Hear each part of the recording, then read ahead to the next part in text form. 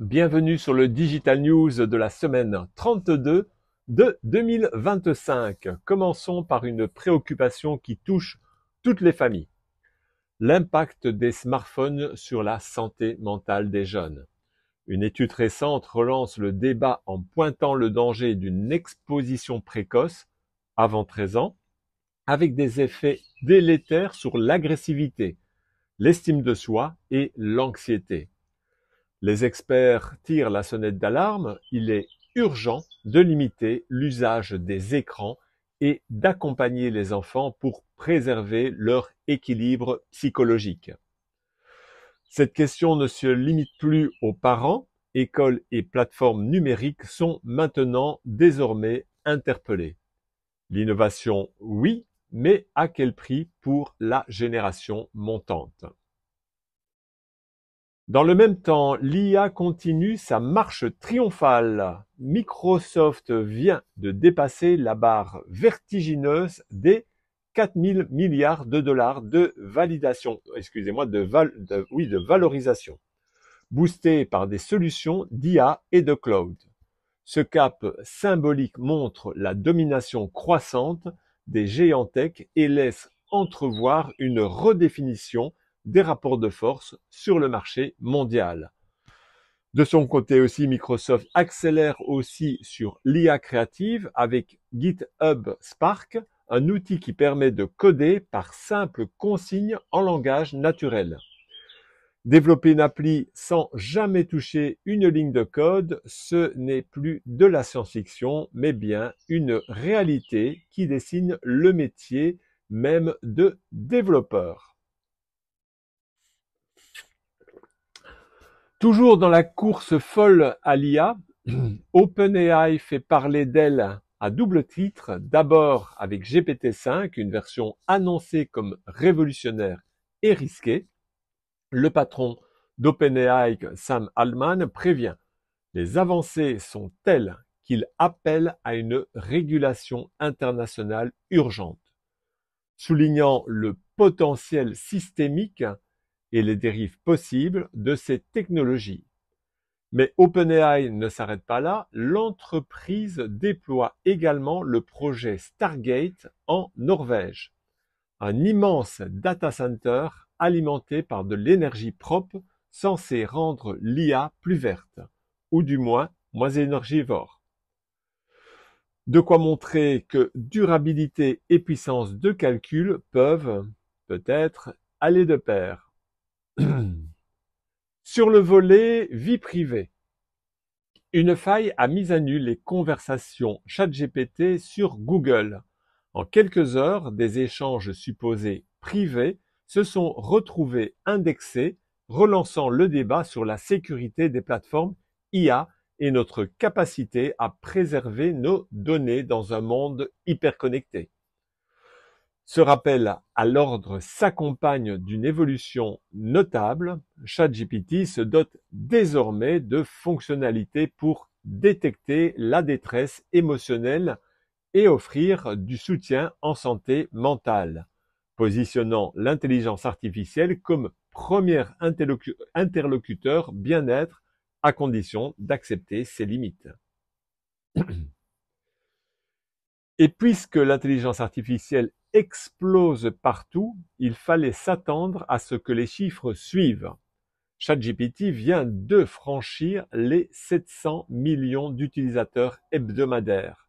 Cette adoption massive transforme nos usages de l'éducation à la relation client, tout en posant la question de la dépendance croissante à ces outils. Jusqu'où ira l'intégration de l'intelligence artificielle dans notre quotidien? À suivre.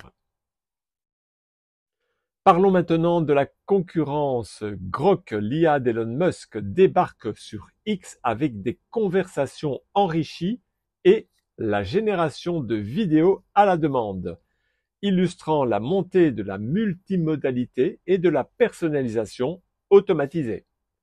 En parallèle, Anthropic lève des fonds astronomiques pour Claude, son assistant IA, désormais capable de se connecter à Google Drive, Slack ou Notion. De quoi automatiser des pans entiers d'organisations professionnelles.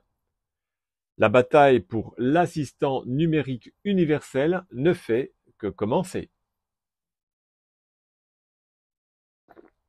Du côté de Google, l'accessibilité prime avec Opal, une IA no-code permettant à tous de créer des mini-apps en mode glisser-déposer, tandis que Meta s'engage sur une voie originale, développer une super intelligence personnelle pour booster les relations humaines avec l'ambition de rendre nos interactions plus riches et empathiques.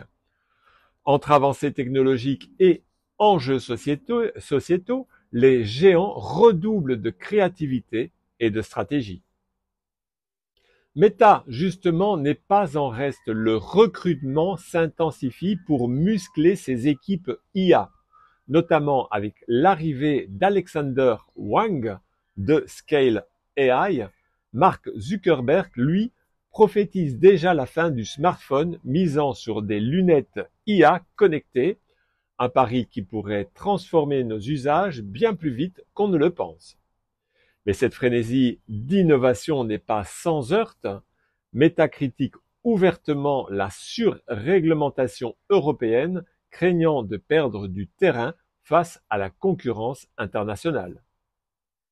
Apple, discret mais déterminé, prépare son propre ChatGPT maison pour intégrer l'intelligence artificielle dans tous ses appareils, promettant confidentialité et expérience utilisateur inédite. Dans ce paysage en ébullition, même Reddit tente de réinventer la recherche en ligne, misant sur l'intelligence artificielle générative et la force de ses communautés pour concurrencer Google.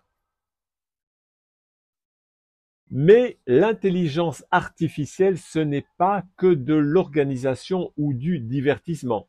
L'intégration d'AI Overviews dans Google bouleverse le SEO, détournant le trafic des sites traditionnels. Les éditeurs de contenu doivent revoir leur copie pour rester visibles face à des réponses générées instantanément en haut de page. Un bouleversement qui pourrait redéfinir tout l'écosystème de la recherche d'informations.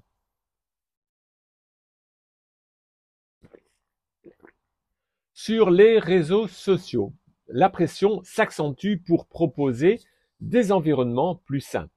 TikTok Pro veut promouvoir bienveillance et créativité, tandis que la détox digitale fait des adeptes qui finissent bien souvent par revenir, soulignant la complexité de notre rapport ambivalent au numérique. La sécurité et la confidentialité restent au cœur des préoccupations. Jack Dorsey lance BitChat, une messagerie Bluetooth décentralisée qui fonctionne sans Internet, promettant liberté et résilience. Mais sommes-nous prêts à changer nos habitudes pour plus d'indépendance? Nous verrons bien. Dans la santé, les frontières de l'innovation sont repoussées chaque jour. Neuralink commence ses tests d'implants cérébraux en Europe, avec pour ambition de permettre à des patients paralysés de contrôler des appareils par la pensée. Les nanobots promettent de révolutionner la médecine d'ici 2030, mais la question de la vie privée et du consentement reste plus que jamais d'actualité. Côté surveillance, de nouvelles technologies capables de suivre nos mouvements via les ondes Wi-Fi font frémir les défenseurs de la vie privée. Faut-il accepter une surveillance invisible omniprésente au nom de la sécurité et du progrès? Le panorama ne serait pas complet sans parler de la course mondiale à l'intelligence artificielle. La Chine accélère elle aussi pour rivaliser avec les États-Unis, intégrant recherche, industrie et investissement public dans une dynamique de puissance technologique qui pourrait bien redessiner la carte du monde. Venons-en donc au rayon robotique. La révolution est déjà dans nos salons. Tesla Optimus vise l'adoption massive du robot humanoïde pour les tâches domestiques, tandis qu'Ameca impressionne déjà et inquiète aussi par son réalisme troublant. Preuve de l'accélération, des robots effectuent désormais des opérations chirurgicales complexes, remettant en question le rôle exclusif du médecin. La maison connectée pourrait aussi voir la disparition des corvées ménagères avec des robots capables de faire la lessive en toute autonomie. Reste à savoir si nous sommes prêts à déléguer autant notre quotidien à l'intelligence artificielle. Dans l'espace, SpaceX poursuit ses ambitions lunaires et martiennes avec la réussite d'un test clé de Starship, rapprochant un peu plus la conquête spatiale de la routine industrielle. Enfin, l'innovation se penche aussi sur l'écologie.